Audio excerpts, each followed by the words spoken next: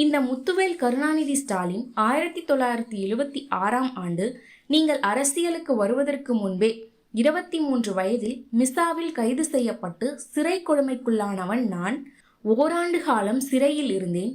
பொது வாழ்க்கையில் எல்லாவற்றையும் எதிர்கொண்டுதான் ஆக வேண்டும் என என்னை சிறைக்கு அனுப்பி வைத்தவர் எனது தந்தை கருணாநிதி. கொடுஞ்சிறையின் கொடுமைக்கே பயப்படாத நான் இந்த கொரோனாவுக்கா பயப்பட போகிறேன்? கொரோனா மேல் அனைவரும் அச்சத்தில் இருந்த போது அதற்கான PPE உடை அணிந்து கொண்டு கொரோனா வார்டுக்குள் சென்றேன்.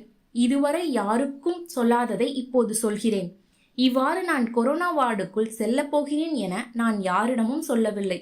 ஆட்சியர், அமைச்சர்கள், MLAக்கள் என உதவியாளர்கள் என்று யாரிடமும் நான் சொல்லவில்லை.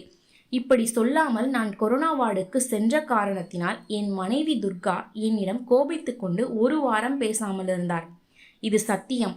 மக்களை காக்க எந்த அளவுக்கும் துணிச்சலாக செல்லக்கூடியவன் நான். அதற்கெல்லாம் பயந்து அரசியல் தலைவராக நான் இல்லை.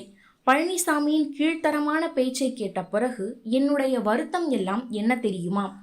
தந்தை பெரியார், பேரறிஞர் அண்ணா, பெருந்தலைவர் காமராஜர், மக்கள் திலகம் MGR, இனமான பேராசிரியர் என்று எத்தனையோ பண்பாடு மிக்க பெருந்தலைவர்களிடம் நேரடியாக பழகக்கூடிய நீண்ட அரசியல் அனுபவம் கொண்ட நான் இன்று இவருக்கெல்லாம் பதில் சொல்லும் நிலையில் இருக்கிறதே என்று உண்மையிலேயே வருத்தப்படுகிறேன். அதிமுக பொதுச் செயலாளரான பின்பு எடப்பாடி பழனிசாமி வென்றதே இல்லை. திமுக தலைவரான பின் உங்கள் ஆதரவால் நான் தோற்றதே இல்லை. உண்மையில் நடக்கும் தேர்தல் என்பது டெல்லிக்கும் தமிழ்நாட்டுக்கும் நடக்கும் தேர்தல். இவ்வாறு ஸ்டாலின் தெரிவித்தார்.